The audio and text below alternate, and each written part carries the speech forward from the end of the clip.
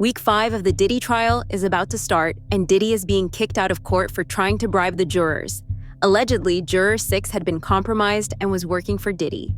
This proves that Diddy and his agents are still trying to influence the trial, and things are not what they look like.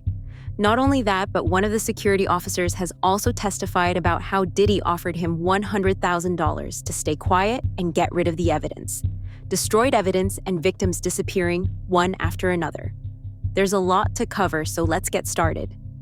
Really interesting thing just happened in court. So a witness who had just finished wrapping up her testimony left. The jury was excused for lunch, and then the judge turned to the defense team and said to them, "Your client has been nodding vigorously during testimony towards the jury." Now, there are explicit rules in court that the defendant is not allowed to have any form of communication with the jury. And the judge said to the defense team, "Is that going to happen again?" And they said, "No, it is not going to happen again." The judge called it absolutely unacceptable and said that if it does happen again, Combs could be removed from the courtroom altogether. Now to the case against music mogul Sean Diddy Combs. All right, the judge issuing a stern warning to Diddy's defense today. And Fox 6's Lisa Evers was inside the courtroom when it all went down. Lisa, what happened?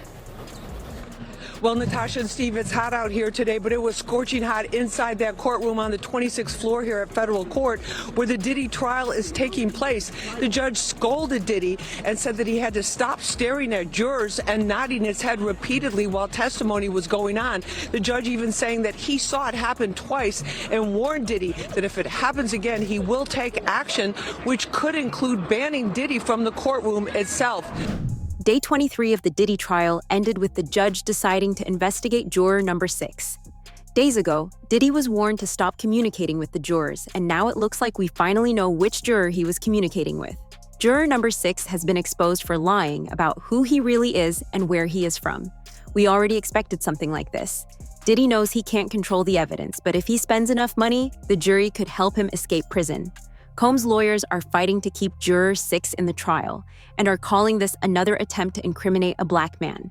Diddy Juror 6 gave multiple inconsistent statements. The judge was going over his issues with juror number 6, and although he did not make a final determination, his thoughts on juror number 6 being removed were pretty clear. He stated that in the initial process, juror number 6 said that he lived in the Bronx with his fiance and his daughter. Then he turned around a while later and said that he moved to New Jersey with his girlfriend and also said that his daughter lived in New Jersey. But then it changed again and said that his daughter lived in the Bronx with his aunt. And he referenced that this was only a couple of the inconsistent statements, that there were more. The judge then stated that he wants this juror off the jury because there is no reason why this man would have to lie, and the only reason he would lie is to be a part of the Diddy trial, which made him worry that this juror might have a malicious intent or an agenda. But then after the judge said that we need to strike this juror off of the jury, Diddy's team started bringing up more arguments about this. Diddy's lawyer said that this juror is important because they need diversity, and he is only one of 4 black men that sit on the jury. He also said that he doesn't believe that these inconsistencies were that big of a deal where this juror would have to be removed. Diddy's team was arguing that this is something that should have been brought up weeks ago, and nobody brought this up, and the government is saying, listen, I didn't even know about this back then. Then Diddy's lawyer said something really, really weird. They said, just bring this juror in, just question him. I'm sure it's nothing. I'm sure he'll be able to explain. But this is what the government wanted the judge to do earlier, and Diddy's lawyer said, no. That would be harassing the juror. Then the judge told everybody to get out of the courtroom, that they needed to have a sealed talk. Diddy's lawyers are going to use this as an excuse to ask for a mistrial. They are purposefully making this trial look bad because they know that there is no other way Diddy can get away. So far, they have asked for a mistrial on 2 separate occasions, both of which have been denied. If they can somehow prove that the jury is compromised or that the investigation is biased, there is a possibility this case will be dismissed. For the Sean Combs trial, his defense attorneys asked the judge to declare a mistrial in a late-night filing alleging prosecutorial misconduct. Chief Investigative Correspondent Aaron Katursky at the courthouse. Good morning, Aaron. Good morning to you, George. Federal prosecutors, according to the defense, knowingly introduced false testimony that Sean Combs dangled a woman from a 17th floor balcony. It was Brianna Bongolan, a friend of Cassie Ventura, who told the jury that he lifted me up, then put me on top of the rail before throwing her onto furniture. The jury saw photos of a large bruise and her bandaged back. Combs denied it happened, and the defense argued hotel receipts show he was in New York at the time. The judge, though, is unlikely to grant the mistrial, and a fifth week of testimony is going to begin here this morning with Combs' ex-girlfriend, known by the pseudonym Jane, back on the witness stand. She's already tearfully told the jury grueling details of degrading sex with male prostitutes and how she feared if she stopped, Combs would stop paying her rent. Combs denies it all, says all the sex was consensual, and guys, Jane is expected to be on the witness stand for most of the week. This is not the first time that Diddy has tried to bribe someone and get rid of evidence. Eddie Garcia, the security supervisor at the hotel where Diddy assaulted Cassie, testified that Diddy and Christian Coram pressured him into signing an NDA in connection to the assault. Diddy and his team desperately wanted to delete the video of him beating Cassie. In exchange for $100,000 divided among members of the hotel's security team, Garcia said, he signed a non-disclosure agreement that called for his silence and the destruction of evidence. Today, the jurors in his trial heard from a former security supervisor at that hotel. His name is Eddie Garcia, and he testified that not long after the attack happened, Diddy's chief of staff, Christina Coram, called him to ask for the footage. He said that he told her no on the phone, and again when she showed up in the lobby, said he told her no again. But that night, Garcia testified, Christina Coram called him again, and this time she handed the phone to Diddy. Garcia told the jury in Combs' federal trial that Puff said if that video ever got out, it would ruin his career. He testified that Diddy promised to, quote, take care of him if he could only find a way to get that video. And so, Eddie Garcia, who was promised immunity to tell the truth in court, reached out to his boss, who agreed to sell the video for $50,000. And the following day, Garcia brought a USB drive with that video to a meeting he said included Diddy, that chief of staff, Christina Coram, and one of Diddy's bodyguards. But before handing over that little USB stick, Garcia said he told Diddy he was worried. He was concerned he might be implicated in a crime if Cassie Ventura ever called the police and complained. At which point, according to Garcia, Diddy had a plan. FaceTimed Cassie and ordered her to, quote, tell him you wanted this too, Cassie. A freshly beaten up Cassie was there on the FaceTime wearing a hoodie and complied with Diddy's demand, Eddie testified. He then said he signed a contract swearing that no other copy of the video existed and swearing him to silence with $1 million penalty if he ever spoke of what he saw or of what he did, i.e. the payoff. In return, Garcia says he was handed a bag containing $100,000, double the amount that Garcia's boss had asked for. The entire purpose of this case is to prove that Diddy was using his influence, connections, and money to abuse vulnerable victims. Even now, Diddy is still doing this. Mayor Eric Adams gave Diddy the key to the city weeks before Diddy was arrested. He knew what kind of person Diddy was, and he knew that an investigation was being conducted. Why was this allowed to happen? Allegedly, Diddy had dirt on Eric Adams, and that's why right after Diddy's arrest, Mayor Eric Adams was also arrested. Big breaking news tonight. For the first time in the history of New York City, a sitting mayor has been indicted for crimes. ABC News reporting that Mayor Eric Adams has been indicted by a federal grand jury. We do not know yet the exact charges. Federal authorities have been investigating Adams and members of his staff, issuing subpoenas for documents and cell phones. Several members of administration have resigned, some of them also friends of Mayor Adams. Again, Eric Adams, the 110th mayor of New York, has been indicted by a federal grand jury.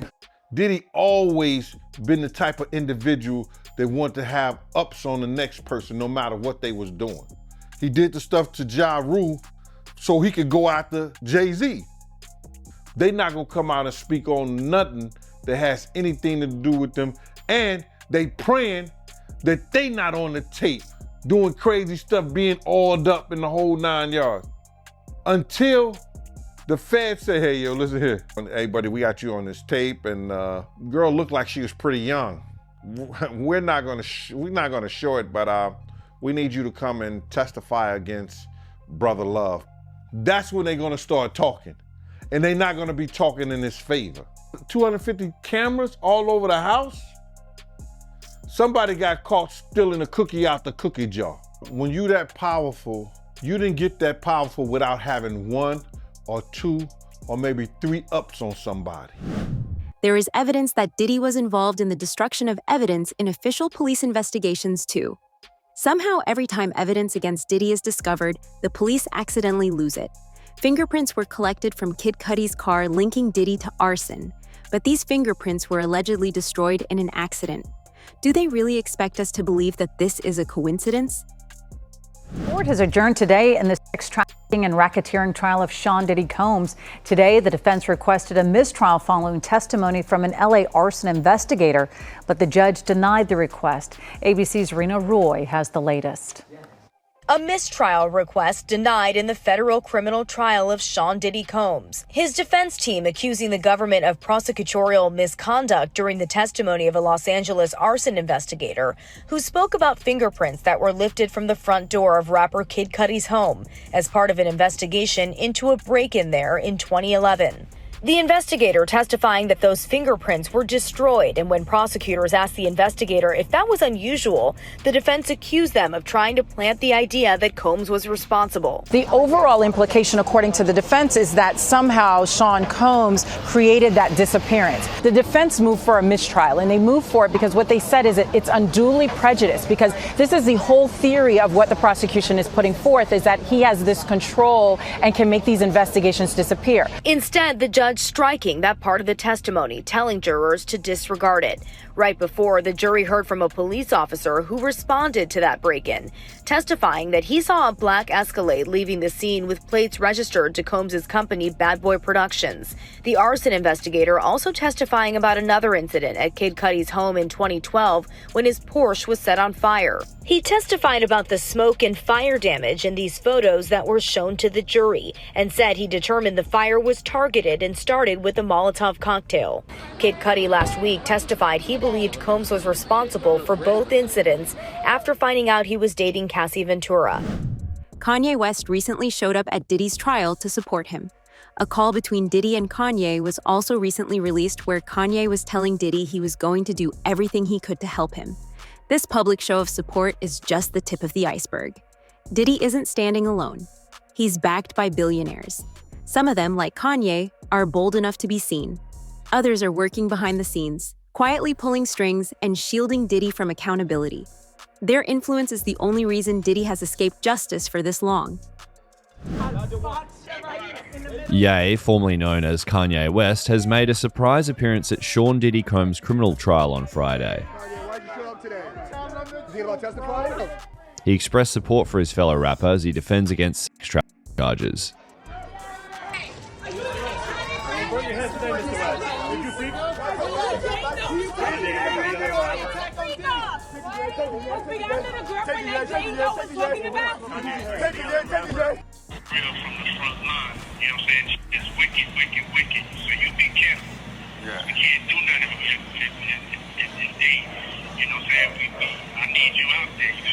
Yeah, I hear you. Yes, sir.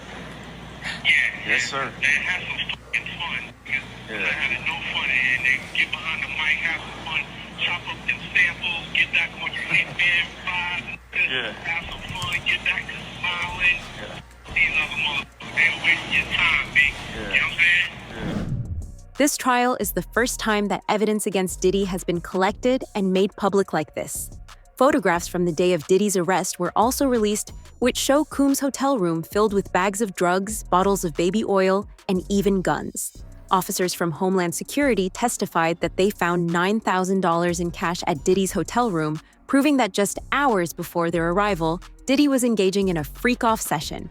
Also tonight, our first look inside Combs' Miami mansion, the day federal agents busted the gate open last year to raid it.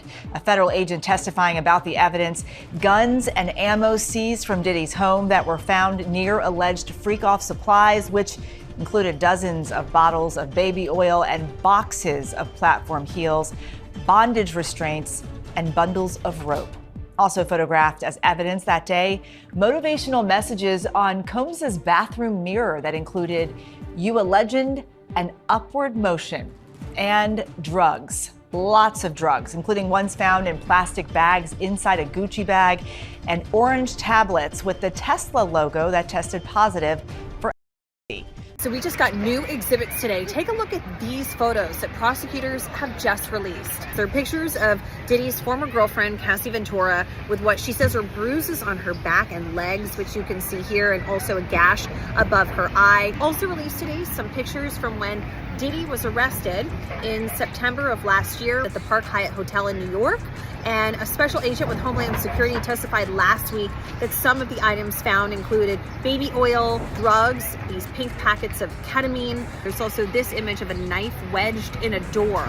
Now, Combs, we aren't sure if he's going to be taking a stand in his own defense, but he denies all of the allegations against him. But will all of these witnesses really prove the government's charges that he was running this criminal empire and that he's guilty of sex trafficking?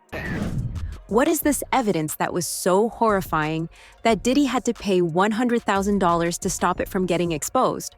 According to testimonies from Jane, one of the victims testifying in Diddy's federal trial, Diddy would force-feed her drugs until she was throwing up and would force her to be intimate with multiple men at the same time. The tapes Diddy had were filled with some truly disgusting footage, and Diddy knew that if this got out, he was never coming out of jail. Jane testified that the constant need to have sex for Combs' entertainment made her sore, tired, exhausted, and overwhelmed. "I felt like an escort. I'm not a trained actress," she said. It's Diddy Day 19, and the drama is reaching a fever pitch here in this downtown Manhattan courtroom as one of Diddy's exes dropped new bombshells. Wiping away tears from her eyes, she testified she begged Diddy to stop the freak-offs, texting, "I'm not a porn star. I'm not an animal." A social media influencer and Diddy's girlfriend from 2021 to 2024. She used the pseudonym Jane on the stand. She alleged Diddy coerced her into days-long sex parties with male escorts. Text messages from 2023 introduced today in court reveal just how badly Jane wanted out. "I don't want to be used and locked in a room to perform and fulfill your fantasies. I'm coming to the realization of what this really is. My heart is really in this, and it's breaking. I don't want to play this role in your life anymore."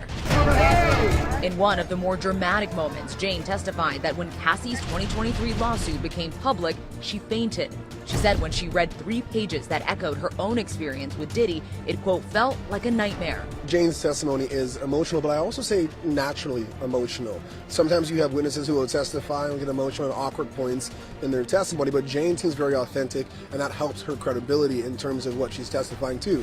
ABC News legal contributor, attorney, and host of Bad Rap, the case against Diddy, Brian Buckmeyer was in the courtroom. The Sean Combs of last week and the Sean Combs of this week does seem slightly different in his demeanor. He doesn't seem to be actively engaging in, let's say, body language or communication with the jury. It could be because of this witness or that he knows they're on the verge of cross-examination, potentially starting tomorrow morning, so not as much vigorous head nodding. Show out of Cassie right here, guys. And there's more news about Diddy's freak-offs. Sean Deering, a male escort mentioned in court, is speaking with People about his time with Cassie at those sex parties.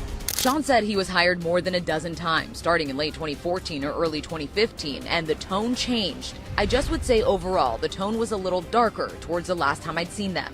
It was more of a doing this to please him type of spirit overall. I can tell when the energy was different. The former male escort claims Cassie was playing her role. It was evil, and she was under that. Sean says Diddy tried to hire him again in 2017, but he passed. Sean Combs has pled not guilty to all charges against him.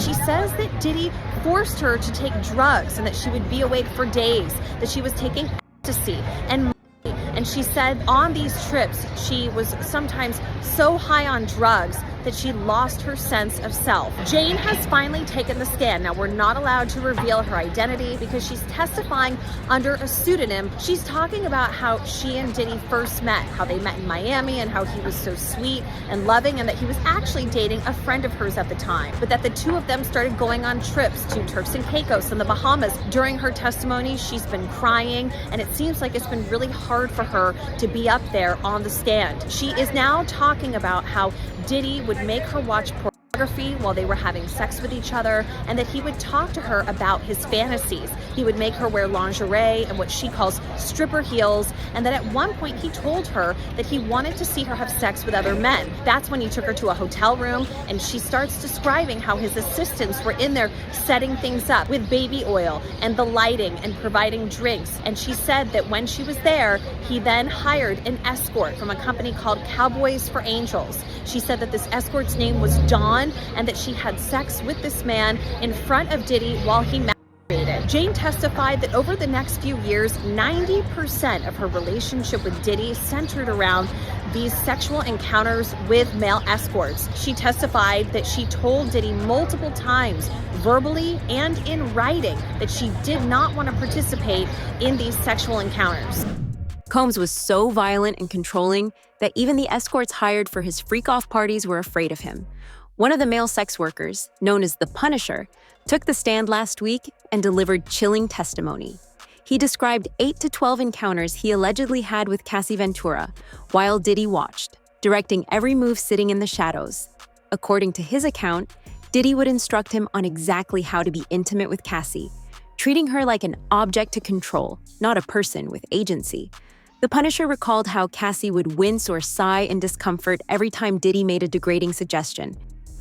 Was this happening in your sessions? Well, so it is an assumption, right? So, obviously with the veil, there was a very deliberate attempt to hide his identity. Yeah. So they never had any interactions or even any outward conversation in my presence. So there was a routine where sometimes we'll be right in the middle of sex and he'll just stand up and walk out of the room. And she would take that cue and she would follow him out.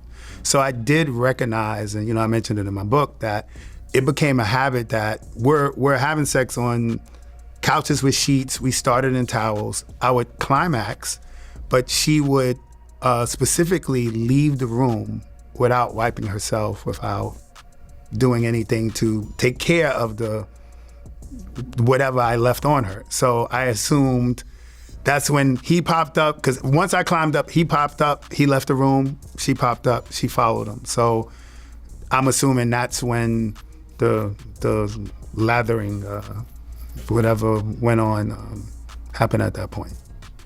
Okay, so at what point did he stop wearing a veil? It was shortly after. The way that I ended up finding out who he was and they were, because obviously in conjunction with each other, about the 5th time, we were in a hotel called the Essex House. And when I would arrive for the sessions, I would be waiting around a couple of hours. So in this specific time, they put me into an extra room in the hotel suite. And to kill time, I decided to watch TV. And this specific hotel had a welcome message, which was, so when I cut on the TV, it specifically said, Essex House would like to welcome Mr. Sean Combs. Oh. And I was like, whoa, like I was blown away, man. Right. Mia, Diddy's former assistant, testified that she was not only blackmailed, but also sexually assaulted by him, just like Cassie. A chilling list she wrote back in 2011 revealed how deeply trapped she was. Her job was to protect him at all times, fulfill his whims and moods, and juggle everything from cracking his knuckles to writing his next movie. She told the jury that during one assault, his eyes turned black, and it was like he was looking through me. Hi, I'm Eva Pilgrim. Thanks for streaming with us here on ABC News Live. Week 3 of the Sean Diddy Combs trial has wrapped, and we should note this show will contain graphic content from the courtroom today. 5 witnesses testified this week, 2 former employees, a Los Angeles police officer, fire department investigator, and a celebrity stylist. The latest witness on the stand testifying under the pseudonym Mia, recounting her time as Combs' former assistant. Mia alleged working for Combs was chaotic erratic, toxic, and dependent on his whim. She told the jury she feared she couldn't tell him no, testifying, "I felt I had to. I obeyed Puff's orders." Mia also saying Combs sexually assaulted her more than once, leaving her feeling terrified and confused and ashamed and scared. Combs has pleaded not guilty to all charges. His defense team says any sexual encounters were consensual. If convicted, Combs faces the possibility of life in prison. By the way, interesting update from court. Sean Combs' counsel, Alexandra Shapiro, says some people on the internet think they figured out who Mia is. We got this video, again, that might be used to impeach her credibility. We got this video also from random people on the internet. We don't think this was ever posted on her social media. It was on some random website. Should we show it to you? I gotta ask you, I have to move on to this question, Serena. This is quite alarming. How is this possible? I have no idea how it's possible, and I'm sure Mia is probably panicking in this moment in time. Like, are people stalking her on the internet, trying to figure out her identity? She testified that she was a victim, essentially. There's rape shield laws that exist to try to protect people in her position. And so this is really getting very nerve-wracking probably for her, and just absurd for the courtroom. If someone revealed her identity, is that a crime, Tyler? No, it's not a crime if somebody revealed her identity, especially if they're not a part of this case. The reason they have these confidentiality orders and protective orders is for the parties involved to do their best to protect a Jane Doe or anybody proceeding under a pseudonym's identity. It is possible for the public to learn their identity, but it's really the people who are part of the case who are agreeing to protect her confidentiality. Once she got on that stand, it's very possible that somebody knew her identity. What I find more troubling and less likely is if this video is being sent by random people on the internet, and that's what they want to proffer as evidence in this criminal trial, I find that hard to be admitted. If they could track the video from one person who could confirm the identity of the person, and then it could be used for impeachment evidence, that's different. But random people on the internet sending videos, that opens the door to a can of worms. Another victim, a close friend of Cassie Brianna Bongolan, delivered one of the most shocking testimonies in the trial. She claimed that Sean Diddy Combs once dangled her off a 17th floor apartment balcony, a terrifying moment that left the courtroom stunned. She also testified that she personally witnessed Diddy throw a knife at her friend Cassie Ventura during one of his violent outbursts. An alleged sex trafficking victim is expected to testify here today that Sean Combs used lies, drugs, and threats to force her into freak-offs after the jury hears more from a different woman who claims Combs hoisted her over that balcony. This morning, a critical witness for the prosecution, a woman testifying under the pseudonym Jane, who prosecutors say began a secret relationship with Sean Combs in 2020 and spent years in hotel rooms for forced sex. Jane's testimony will follow the cross-examination of Brianna Bongolan, known as Bana, who described years of drug use with her friend Cassie Ventura. Cassie, all the way right! And she testified Ventura FaceTimed her before the premiere of her movie The Perfect Match. I want to try something new. What did you see? Prosecutors asked. Her black eye, Bongolan said. I was a little quiet, and I remember saying, I'm sorry. Bongolan testified Combs once hoisted her over this balcony after barging into Ventura's apartment on the 17th floor. For a split second, I was thinking about if I was going to fall. She said Combs kept yelling at her, you know what the expletive you did, before throwing her onto this furniture, leaving bruises. Combs denied it happened, and the defense challenged her account. We have some video of her as well. And so she has been testifying about a particular incident in which Sean Combs dangled her over a balcony. We have some full screens we can put up for you in which we're telling you a little bit about who Brianna is. Now, she goes by the name Bana. She's a friend of Cassie Ventura, who sued Combs in 2024 for allegedly groping her and dangling her over a balcony. She testified about this incident. So Cassie Ventura testified about this particular incident, testifying under an immunity order granted by the judge. So yes, Brianna is under immunity here, immunity order. She got on the stand earlier and she invoked the fifth. So the big thing, the big takeaway from her testimony is about being dangled over the balcony. Defense counsel has really been trying to tear her testimony apart, attacking her credibility as well as inconsistent statements they're saying that she has made as to where exactly this dangling incident took place, saying that Cassie Ventura said it happened in a hotel, but you're up here on the stand saying it happened in an apartment, basically indicating that her and Cassie are colluding together just in order to get money from Combs, because Brianna has filed a $10 million civil suit against Sean Combs. This isn't just about Diddy anymore. It's about how much power, money, and fear can silence victims, and whether justice can finally break through. With each day of the trial, more secrets come to light. And if the prosecution stays on course, this could finally be the end of Diddy's reign. Stay locked in, because this story is far from over.